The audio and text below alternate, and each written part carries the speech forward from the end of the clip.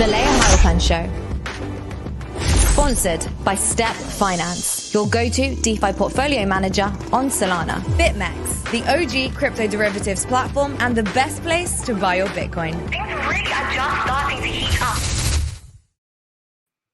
Hey guys, and welcome back to another episode of the Layah Heilpern Show. So this show, as you should know by now, is sponsored by the cryptocurrency exchange BitMEX. So as of May the 17th, so it's been now, they're launching a brand new spot exchange to easily and instantly buy and sell crypto. So to celebrate the launch of this spot exchange, they are giving away $1 million in crypto to spot traders over the next few months. And this is one of the biggest giveaways I've personally seen in crypto. So if you do want to enter, I'm going to leave the link for you and more information about that in the description below. That's on YouTube. It's going to be really exciting. There's a huge range of different assets that you can have access to. So I just want to say a massive shout out and a big thank you to BitMEX, because without them, we wouldn't be able to bring you such interesting conversations which we're sort of not really allowed to have these days. So I'm happy that BitMEX are basically helping us get the word out there about all the rubbish that is going on in the world right now. So if you are watching on YouTube, please don't forget to hit the subscribe button, because we're always going to bring you top quality guests. And we're going to be talking about some of the craziest things in the world right now, which really is, the clamping down on freedom of speech. So joining me today is Kenny Florian, former UFC competitor and color commentator for PFL and Battle Bots. Let's bring Kenny in. Kenny, welcome to the show. How are you? I'm well. Thanks for having me. Yeah, it's my pleasure. I'm super excited to chat with you. You are, I think, the third fighter I've had on the show. What's going on? Why are all you fighters interested in crypto? I think you're more specifically interested in Bitcoin, but we'll get to that. Right. But why are you into crypto? What's the connection here? Yeah, it's a good question. I guess I'll speak for myself here. I got into space, I guess, in like 2017, got into, crypto in general, and then eventually, just moved into Bitcoin, I think about a year and a half later. So I think for me, I like the idea, first of all, of, doing things that are a little bit differently, they're a little bit different from what other people are doing.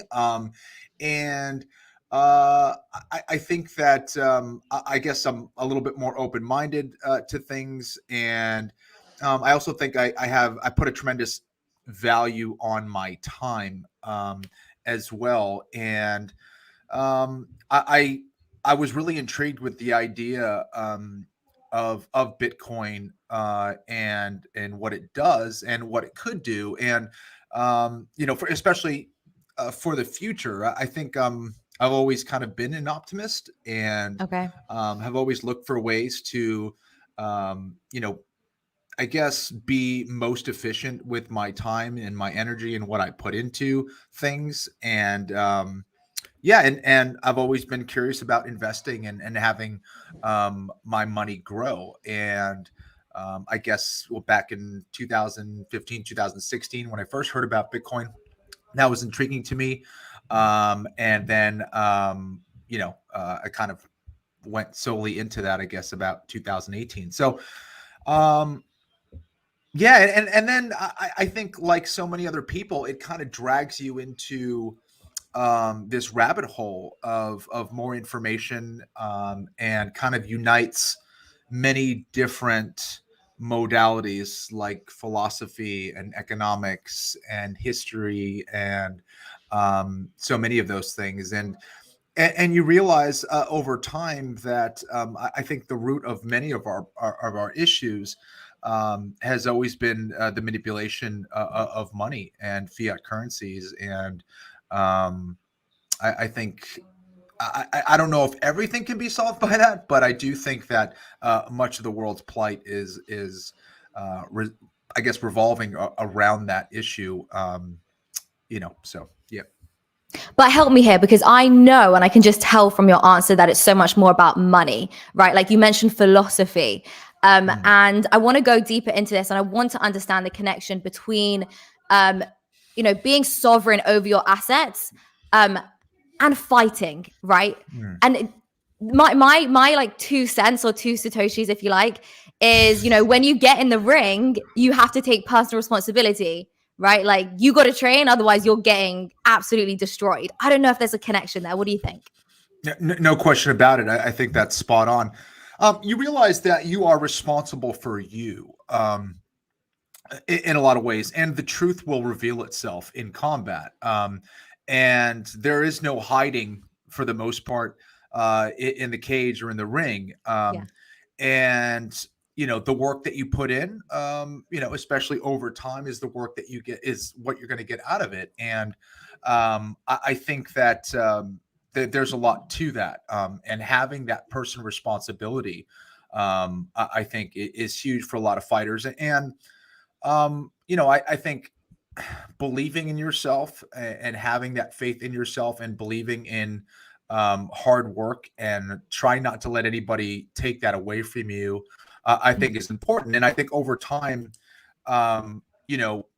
you start to realize the value of freedom and your ability to do the things that you do and the things that you gain and the things that you literally fight for, that you become very protective of that and very protective of your time and what you spend your energy on. Yeah. So you, in order to survive in this career, you had to take personal responsibility. You had to, work extremely hard. And I guess, like you said, you don't want that taken away from you. And so politically, I'm always sort of finding that fighters tend to fall on one side of the spectrum. So why? So what happened when you started to be orange pilled? Did you share this conversation with other fighters, and do you think they tend to have a similar opinion? Yeah, I don't think all fighters share the same opinion, but I do think the majority of fighters do. I definitely agree with you on that. I have had many conversations with various fighters on Bitcoin, and I guess doing my best to explain how I see things, and what is going on. And I think they start to see the same things, and they eventually kind of fall down that rabbit hole as well. I think that understanding that, valuing your time, and having that personal responsibility has a lot to do with a lot of people in the mixed martial arts space getting into Bitcoin and I guess other cryptos as well. I mean, speaking about the cryptos, when I was preparing the show, I was like, damn, this guy's a Bitcoin maxi. I didn't realize how hard on Bitcoin you are. So how did you come to the realization that Bitcoin was the main currency for you? And am I correct? You're a Bitcoin maxi, right? Yeah, I would say so. I think that I am the kind of person that, like a lot of people, I guess, I learn best by making a lot of stupid mistakes, I guess, Mm, and so I think that I am open minded, and at times that can be a strength. It can also be a weakness at times. And I've experimented with other cryptocurrencies, but and sometimes you hear the thing of like, okay, well, this is decentralized and this is a little bit more centralized, but not as much. But it's got technology that's a little bit more modern, a little bit more mm. advanced, and it can do this and that. But what I find is that, from investing in some other cryptocurrencies, what I find is that they all succumb to the same, I guess, single points of failure, and all succumb to manipulation or, I guess, overall fuckery, if you will, of just different things happening, whether it's, you know, the majority of investors, getting in before everyone else does, and Yeah. pre-mining, or just kind of taking their money out and then leaving everyone else, to hold their bags, and everyone getting screwed. So I've been through a few of those, and not that I invested a ton of money in it, but when I did trade some Bitcoin for those things, I was like, man, if I just held Bitcoin, I would have been fine. And then I guess as I do more research into it, or as I did more research into it, I started realizing of, there's just so many less vulnerabilities with Bitcoin than some of the other coins. So as I, realized that over time, I just transitioned and sold everything else that I had and put it all into Bitcoin, like I said, around 2018. And I've just noticed that I'm just a lot more calm and not trying to, let, try to, score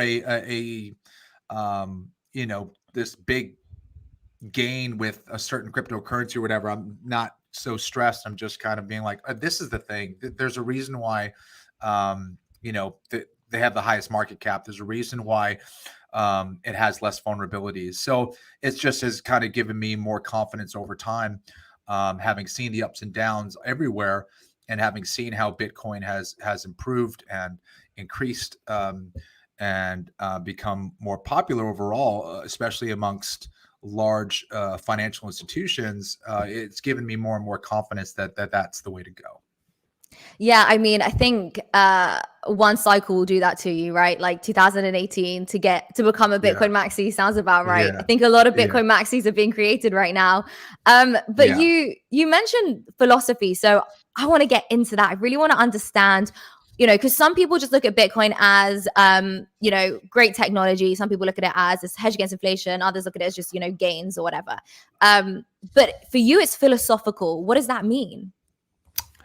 Oh, geez. I mean, I think there's a lot to it, but I guess the idea that no one gets the opportunity to mess with the currency. No one gets to really mess with the value. It's a true free market, and it's the free market really playing itself out. And I think that, if you are in charge of the money, if you are in charge of the currency, it a lot of times I guess the things like greed is going to take over, or things like opportunity is going to take over. And I've found that when you have a certain group of people that is managing things like that,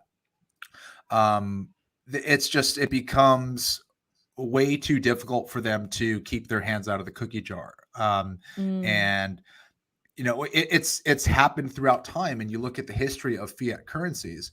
I mean, there's hundreds and hundreds of fiat currencies that have failed. And there's like a legit, certain time of that. Like, I think the average time is like 95 years or something like that, but most of them are in and out within like 25 years. My parents actually come from South America. They were both born in Peru. And I know in my lifetime, they've gone through, I think, 2 or 3 different currencies. Wow. And I remember them talking about that, and how, the dollar was so much stronger over there as a kid. And, so that was always kind of fascinating to me. But I think there is this beautiful open network called the Bitcoin network that allows for everyone and anyone all over the world to be a part of it. And for me, one thing that I've always tried to do, which is an important part of my ethos, I guess, is just evolving. I am, constantly trying to become a better martial artist, a better person, a better dad, and all those things. And, I feel like it is a natural part of evolution, is to find a money that can't be messed with. And I feel like Bitcoin is our kind of best hope of that. And, everything from game theory to, peace to, uniting everybody under one kind of methodology that is actually fair, I think was very intriguing to me. Yeah, and I think, speaking of uniting, what I tend to find and what I personally love is how Bitcoiners tend to see the world in a certain way, which is a more logical, realistic, and truthful reality. So something which I see you're quite vocal on is just the world right now, in terms of the incorrect information that's pushed down our throats. We were told that inflation is transitory. We've seen them try and say that inflation is good because of higher wages. I think I saw something about inflation is good because it's better for the environment. I don't know what rubbish I read, but I'm curious, given that our leaders are supposed to be experts in the fields that they operate, why do you think we are receiving so much false information right now? I think a lot of it is motivated by two things: money and power. And I think it is to their benefit to give people certain information or suppress certain information. I mean, again, I don't think it's any coincidence that in the United States, specifically, I would imagine worldwide, that we are not taught truly how the fiat system actually works. Yeah. And that information, which is suppressed, keeps a lot of people down and in the dark. And I think everything in general is an information game. Those that are privy to the information, those that have the right information, will succeed. Those that do not, it not saying that they will fail, but it's going to be more difficult for them to succeed. And it's become this game of information, suppressing information, disinformation, and saying what is politically, I guess, favorable to them. And whether it's a politician or any kind of leader in whatever space, or people that are benefiting from the system, of course, they're going to, fight something that threatens their way of life. This is human nature in general. And when you begin to see these lies pile up, and you get a chance to see the other side of it, or you get to see, behind the curtain, which you haven't had access to, and then all of a sudden you see it, and you see more evidence of it, then you realize that this is a game that has been played for a very long time. Whether you're talking about the religious institutions that have had power, the religious institutions that have had power, monarchies, whatever it is, from all over the world, there is this struggle to gain power and keep power. And that's kind of been something that has been quite enlightening to me, I guess. Was that something that you discovered through Bitcoin, or you sort of felt before Bitcoin?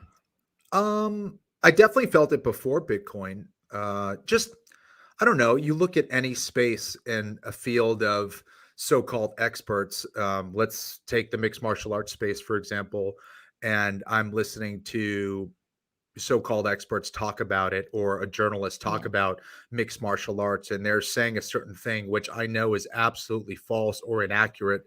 I just like this. That's not how it is. That's not how the game is. And if these people are saying these things, either they're ignorant, they're spreading information purposely to throw people off, or they're just not very good at their jobs. And I think it's a combination of all three.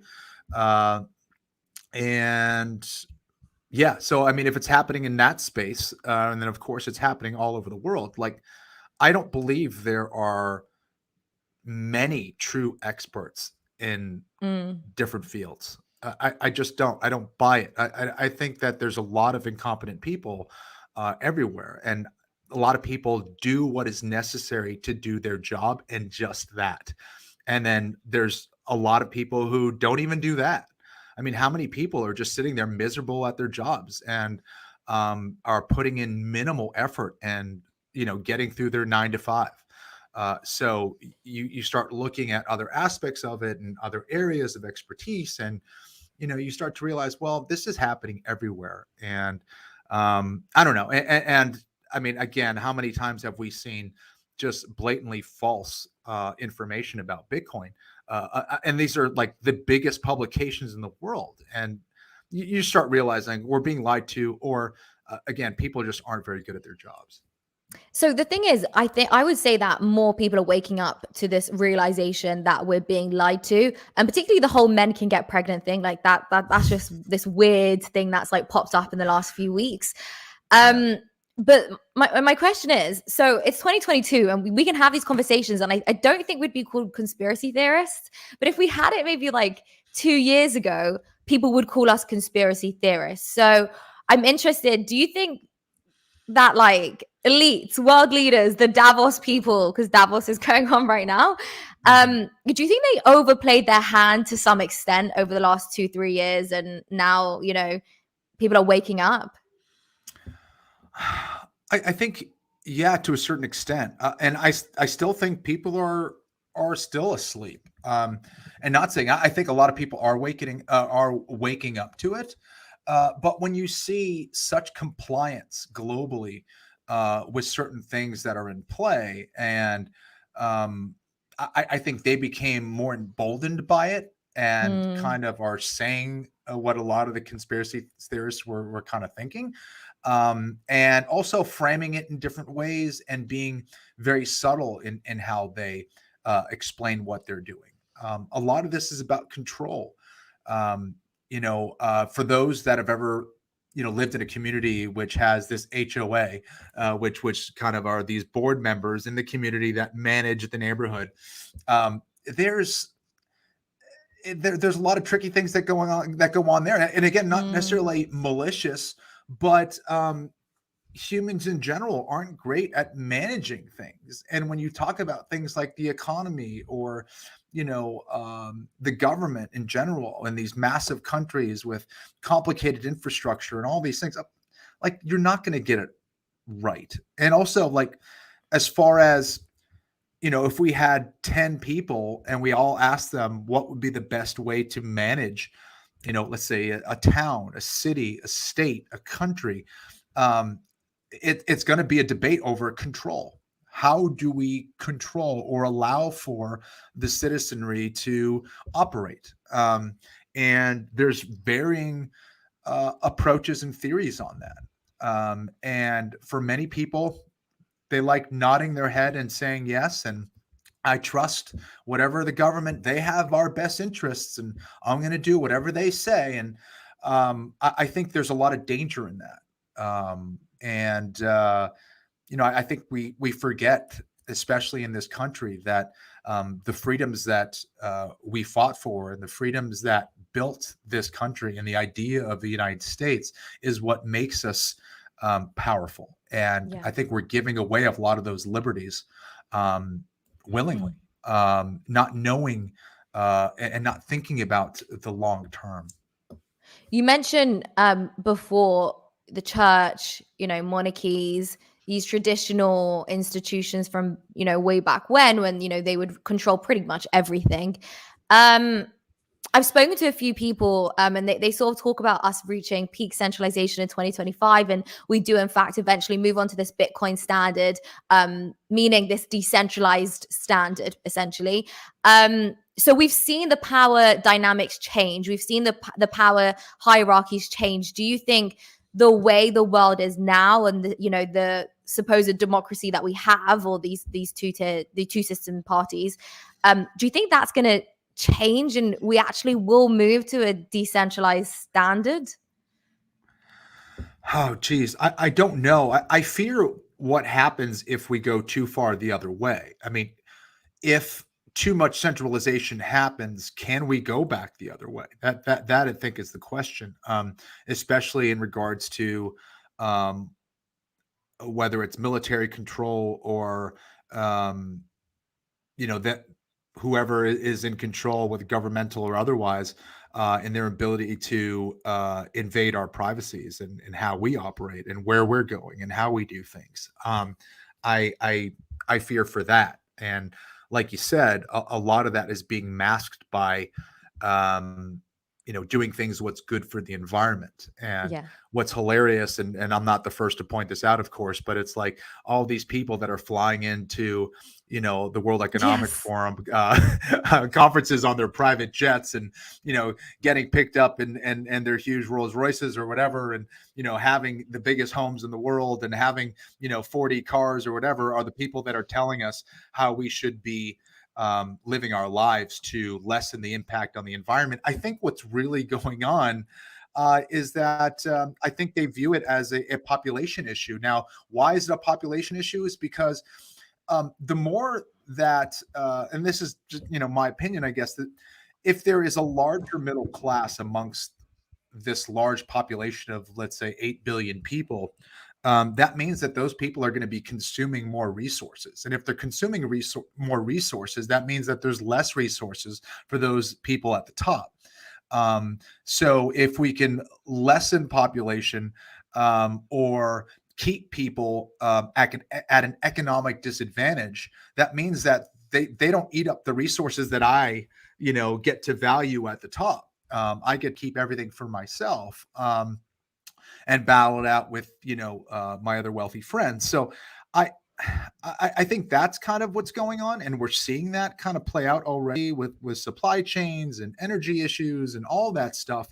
And I think that's really what it's about. It's I want these resources for me, and I think that's kind of where this economic disempowerment is coming from, whether it's false narratives or disinformation and things like that. The reality is that every energy source or any type of energy production has its advantages and disadvantages, no matter whether it's green energy or oil or whatever it is.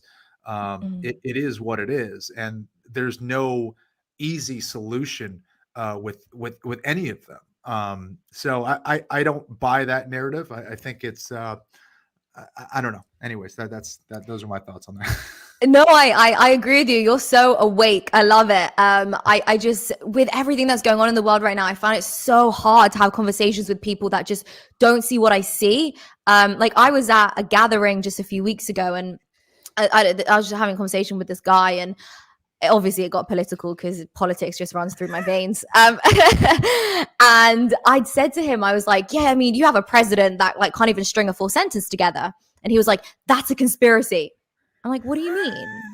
I was like, what do you mean? I was like, I'm not. I was like, he can't. I've seen the videos. And he's like, that's a conspiracy. And I'm like, what do you mean? Like, how is like, okay, they complain about the environment, right? And then you got them all flying in on private jets. Surely, if they really cared about the environment, they would have hopped on economy together, on like American Airlines. I don't know, if you're coming in from Europe, get on Ryanair, EasyJet, but they don't do it. Yeah. So why are people so asleep? Yeah, I don't know. Again, it's the problem is that like you can justify a lot of different narratives and you can argue in a lot of different ways. And the key is, and this is a very common saying, don't listen to what they say, watch what they do. And I think that's the key. And people who are on the inside and see these things really playing out know what the deal is. And people just aren't being very honest about it. Well, here's something more positive. Elon Musk is speaking out about it. Jeff Bezos is trying to beat Elon Musk, I think. He's now sort of like talking about inflation. He's sort of, calling out all this BS, which is fascinating because before, you're conspiracy theorists and you're deplatformed and everything. So do you think more major influential businessmen, CEOs are going to start speaking out about this? Even celebrities. Remember, Kanye West was probably a bit too early to speak out about it. So do you think more will? And then maybe that might wake up more of the population? I think so, and I hope so. I think that at the end of the day, what people need to realize, no matter what kind of position or what kind of power you have, is that eventually they will come for you. No matter what you say or what you do. And if you are just sitting there and being controlled by a certain narrative or afraid to speak your mind, then this is what people in positions of power want. And people need to realize we don't live in China. We live in the United States, and freedom of speech and our ability to say what's on our mind is one of the most important things that we have as a country. If that fails, everything else falls apart after that. And I could even, speak for myself. I have a job. I'm in media. Not that I have this, burning desires to say all these different things to all these different people, but, you do feel a little bit limited at times, right? Right. But I think when you're a Jeff Bezos or Elon Musk and you're like, wait a sec, I am one of the richest and most powerful people in the world. Maybe I should be saying what's on my mind. Maybe the media is going to say bad things about me regardless. And it's on me to just, speak my mind and fight back to what's going on here. And if you don't, you're a major part of the problem, especially if you have the power to be able to change things, and influence things. Not everyone is influencing things in a positive direction, or for the majority of people. But I think that people are catching on and starting to see that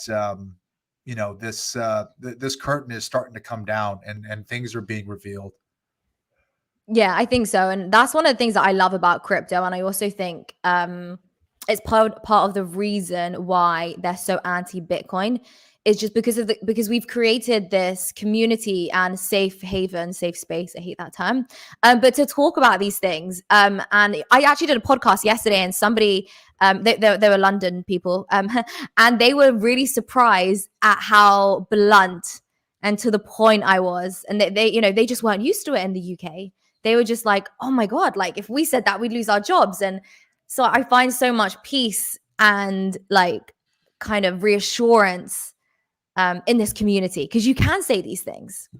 Yeah, I think one of the things that is being lost majorly, especially when it comes to education and just the overall narrative, is independent thinking is completely being lost. And I guess to go back to your first question, I think that's another thing in regards to fighters, is that you must think independently. If you just follow what is taught to you, then you are more liable to repeat mistakes and get caught in the cage with those things. You have to be able to think outside the box and be creative and go, what is going to truly give me the best results? Not for Joe or Rick or Sarah or whatever. What is going to give me the best results for my performance in this fight against this person? So you have to be willing to, I guess, be combative in a variety of ways, and how you see things and how you train and how you approach things, because you ultimately are the one that's going to either succeed or fail. So yes, you have a team around you and you hope that you have the best people around you, but the individual fighter, ends up taking the responsibility, really at the end of the day. And you have to be able to think independently, to try to find the best result possible. And I think that is something that is being lost today for sure in the education system and otherwise. So, I hope that this spurs a new, I guess, age of independent thinking, especially in a world where there's so much information. You have to be able to comb through it and find out what really is the truth. And it's not always so clear. You're going to have to do the work and investigate for yourself truly. Not just follow a conspiracy theory or follow what the media is saying. Sometimes it's somewhere in the middle, or maybe somewhere where it's not even out there. You have to just go out and find and really think for yourself on, logically, of what is it going on, what is making sense, and to be able to connect the dots in an intelligent way. I think you make a really important point, because I actually think that life is the ring. Like, I think life is the jungle. And I think people don't realize how, I don't know if this is a British term, but doggy dog, we say. I don't know if that's, is that okay? Yeah. I don't know. Yeah. Yeah. How doggy dog it is, and just how rough it is. And that's why you have so many soft and entitled individuals, because they think that they're entitled to an easy life. They think they're entitled to all these things.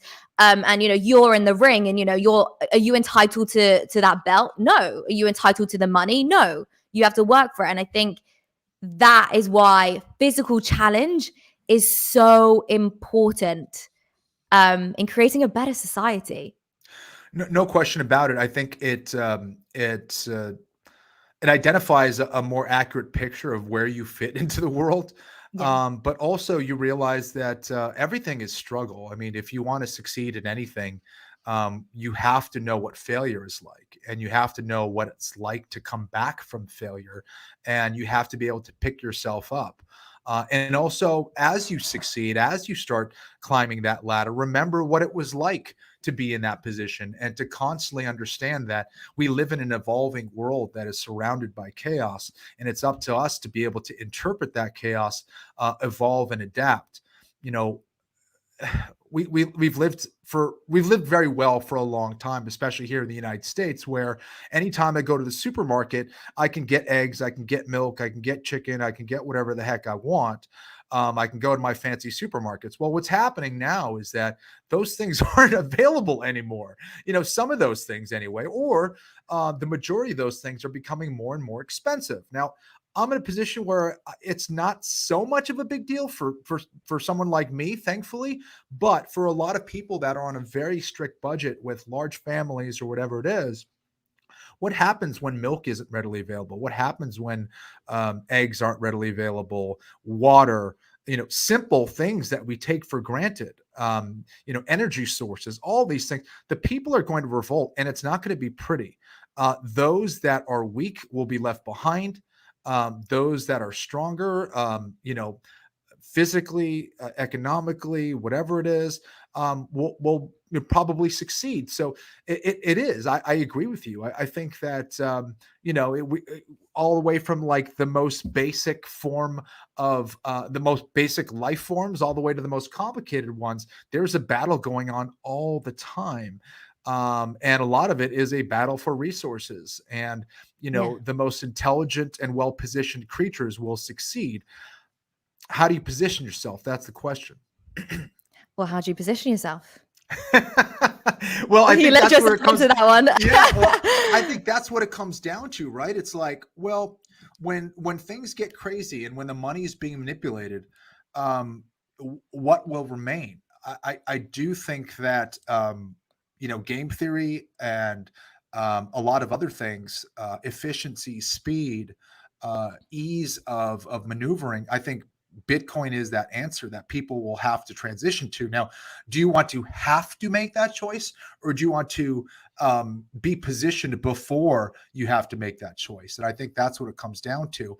But I do think things like the Lightning Network is one of those things that has really taken things to a whole new level to ultimately lead Bitcoin down that medium of exchange route.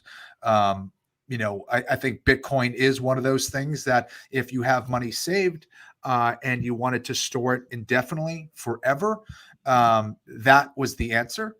But as far as medium of exchange, I think the Lightning Network has taken things to a whole new level, which is very exciting. It's still very early, but that's what I think Bitcoin is about. Is now it's extremely volatile, and people will always point to that.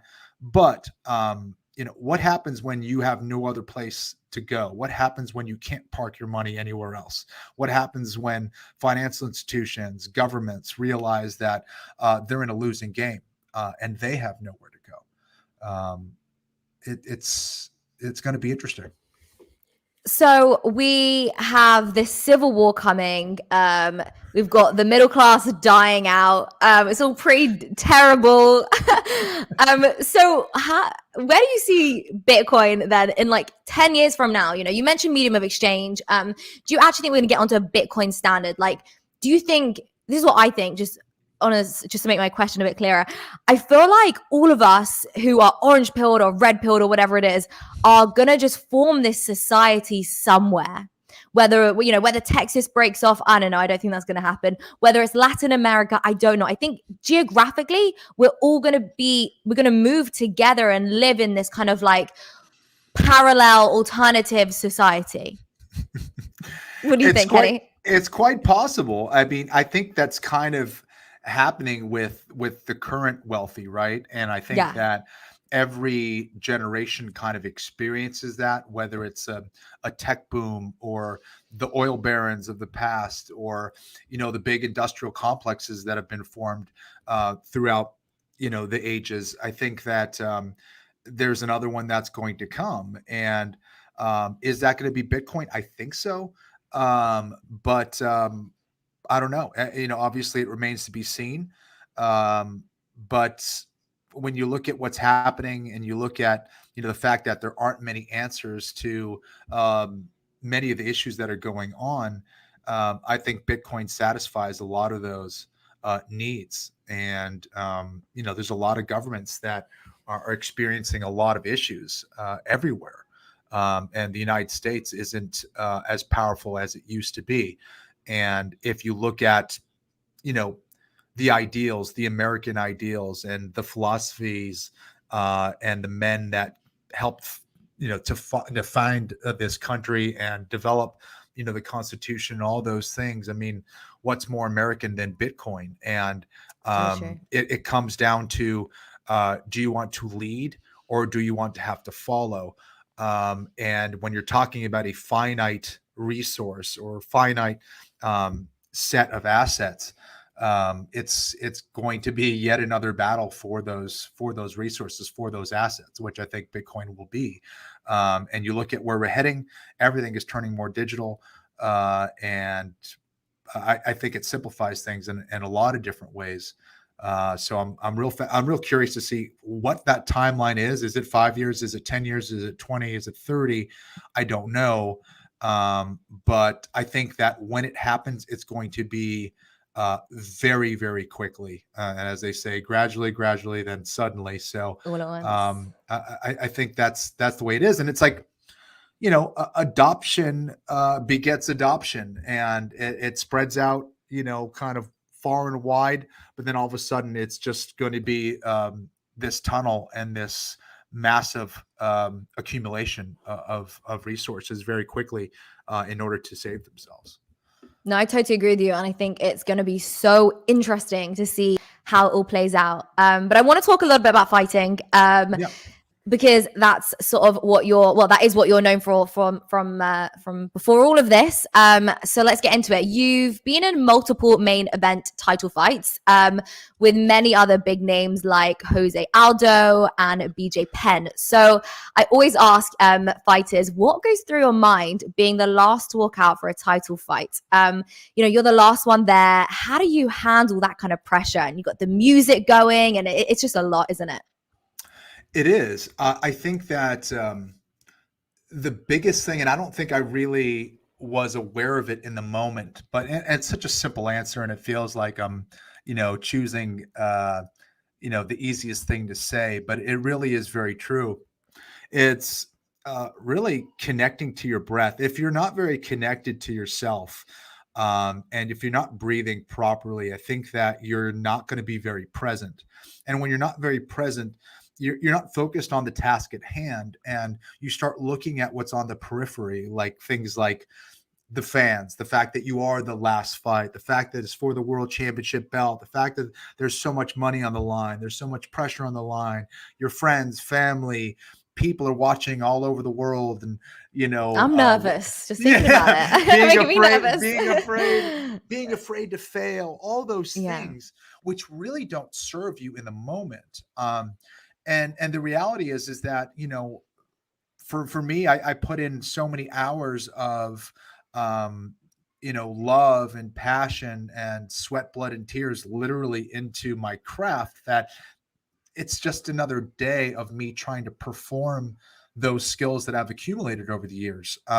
But it's hard to stay focused on that task, especially, doing the interviews all week and the press conferences and everyone asking the same questions. And you start to think like the other people on the outside. And that is something that I think I really didn't understand so well as a fighter, as a professional athlete. And, it's like, okay, just stay present. All right, that's fine. How do I do that? And I think it's staying as calm as possible. How do you stay calm?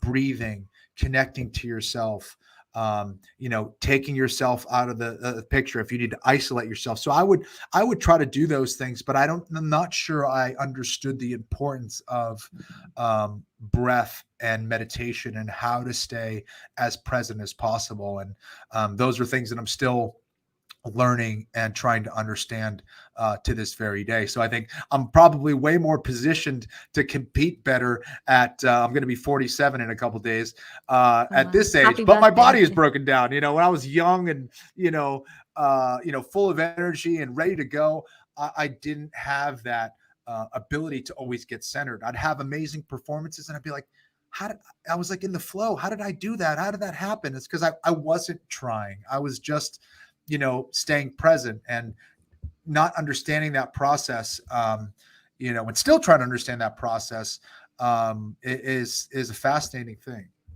Yeah, I mean, ultimately, it's a performance. And like before I perform, if I'm like going on the news or whatever, like all this like negative like thoughts come into my head, and I have to like breathe it out. So like, how do you? I know you're talking about breath, but like, can we go into this a little bit more? How do you remove the negative thoughts? Because it's a lot. Yeah, no, for sure. The mind is really it's such an amazing thing, right? But I don't think it plays a great part in performance, to be honest. I think that how we're able to clean and wipe that mind clean and start from anew, I think is the key. That's when we're truly alive and aware. Yes. And I think I have the wonderful honor and opportunity of seeing that play out with my kids. Like, it's forgetting that a tree or great weather or grass or something as simple as that we take for granted, of how amazing that is. And our mind will either make something a bigger deal or not, or you'll kind of look past certain things and you won't appreciate certain things in the moment. I think one of the easier ways to kind of talk about something like that, as far as performance, is I guess walking, I guess a tight wire or a tightrope. If that thing is 1 foot off the ground, we could probably cross that tightrope like it's not a big deal. Why? Yes. Because our mind is visualizing it. It's like, okay, that's only a foot off the ground. If we fall, it's not a big deal. And you'll go and do that 30 times and you'll be totally fine. Whereas we'll take that exact same tightrope and we'll put it between two buildings, at the top of New York City. And all of a sudden it's a very different thing. Now it is, because if we make that mistake, right, we're screwed. But did it really change? It really didn't. But our mind sees it as so much different, and now we're sweating, and we're seeing it as this completely different thing. So I think our ability to calm down and I guess take things from the periphery and be able to shut it out or bring things in to focus on. It's how we're able to focus on the important things, or what we should be focusing on, and also be able to kind of delete and take away the things that don't serve us. And I guess being able to siphon through those things and figure out what those things are, it can be, I guess, not to use a pun, but a balancing act, right? No, I like the pun. It's good. Perception really is reality. You're totally right. It's why they always say the cliche, like, imagine the audience in their underwear or something like that. So the pressure's off. It's not so important anymore. You're not going to fall between the two buildings. The pressure's off. But it's actually interesting because I sort of follow UFC. Well, I did more when I was younger because my brother is really, really into it. But cool. There's a lot of fighters and competitors of the UFC that claim the promotion has a monopoly on MMA. We've also seen GSP become very influential in creating a union for fighters. So I want to know if you think the UFC has this antitrust issue, and are you pro the unionization of sport? Yeah, I think that whether the UFC has a monopoly or not, I think, certainly there's a lot of other organizations that you can point to, like the PFL, Bellator, ONE FC, that have, a great organization with that gives fighters options. I think where the problem lies are the claims that fighters are independent contractors. So when, let's say, an organization like the UFC hires a so-called independent contractor, they sign them to, let's say, 3 fights, 6 fights, 8 fights, 12 fights. They're an independent contractor, but they can't fight for anyone else. So that's where I think the issues lie. And I know, that the UFC has had some issues, I guess, with some of their contracts and whether those were legally valid or fair. And that's kind of where their issues have been in the past. So I don't know. As far as unionization or power to the fighters, absolutely. I think that fighters should have way more power. There should be more bargaining power for them. They should have the ability to, especially if they're in those main events, to get more money and get more power.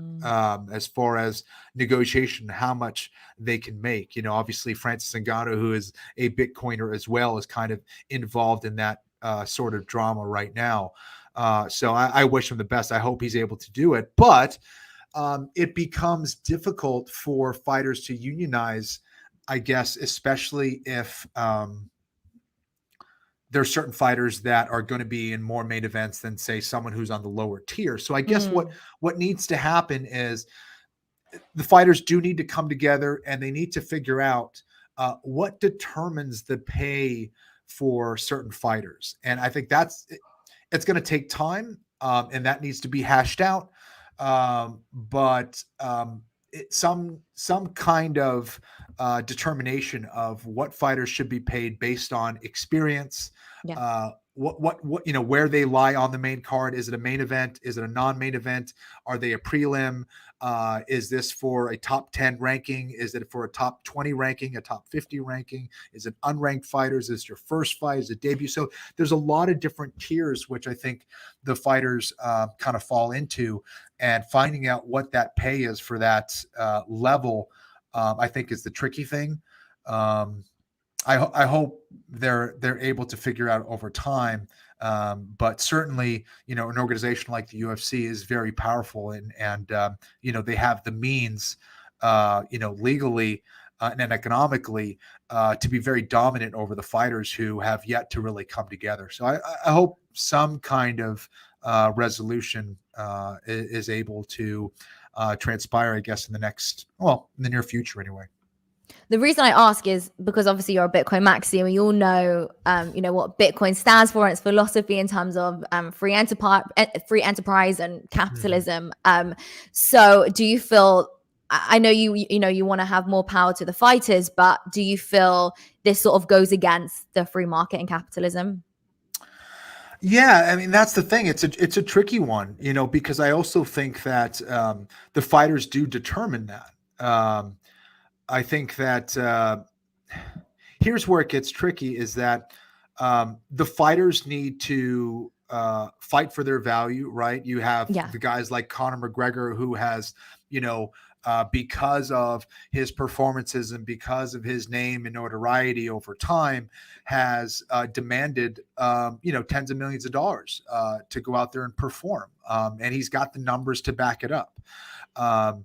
And, those pay-per-view numbers, at the end kind of determine his value.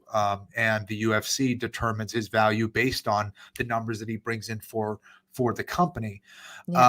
But I think that when you, let's say, compare it to other, I guess, leagues like the NFL or NBA or whatever, and you look at what the UFC fighters are being paid, and how much the organization is being, how much is being brought in by the organization, it's not on the same level as, say, the NFL. So I don't know. I mean, I don't have enough of the economic knowledge of the various leagues, specifically of what is being brought in and what is being paid out to the fighters. But I do think there's a large discrepancy.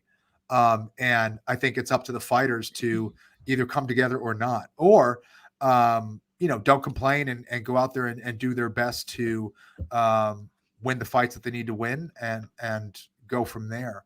But it is tricky. And like you said, I think that, with the free market, I think the options can be somewhat limited. The UFC is certainly a leader in mixed martial arts, and you have the best opportunity to make money in the UFC. But it's still new. So I think there's a lot to be worked out. And it's just a different environment also than when I was fighting, certainly. In what way? I guess people might call me one of the early pioneers, but there was UFC fighters way before me, starting in 1993. I was in the UFC in like 2005. So certainly the economics have changed significantly. I think there was like the UFC was purchased in, I guess, the late 90s or early 2000s for like a couple $2 million. They're now, they were purchased, 5 years ago by WME for 4.2 or $4.4 billion. So just that alone kind of shows you how far we've gone as far as the business and what they're able to bring in. So Kenny, what are you working on now? What are you doing? I know you have a podcast. What's going on with you personally? Yeah. Thanks. Yeah. So I have a podcast, John Anik, who's the play-by-play commentator for the UFC. We have a podcast together called the Anik and Florian podcast, where we recap, mixed martial arts news and fights that are happening throughout the week. And I am doing color commentary for the PFL. They do shows on ESPN. And right now we have our regular season coming up. We have we have 3 more events coming up for the regular season before we get into the postseason. And then I'm doing commentary for a show called BattleBots on Discovery Channel, which has been a lot of fun. And then I have a jiu-jitsu instructional at kennyflorianmartialarts.com for those that are interested in martial arts and jiu-jitsu and taking their game up a notch. And that's pretty much it. Just staying busy and trying to do what I love. Good. And where can people follow you? I know you mentioned the jiu-jitsu, but where else can people follow you, get in touch with you, keep up with everything that you're doing? Yeah, if they want to follow me, I'm at Kenny Florian, at KENNYFLORIAN on social media. That's on Twitter and Instagram. And hit me up. Kenny, I want to thank you so much. It's been such a pleasure having you on. These conversations are so hard to have sometimes, and it's just so refreshing and just such a pleasure to speak with like-minded people. So thank you so much for coming on. The pleasure was mine. Thank you so much. Thanks, Kenny. And guys, thank you so much for watching. Don't forget to tune in next week and hit the subscribe button so you never miss a video. We'll see you next week. Bye-bye. Layah Heilpern Show.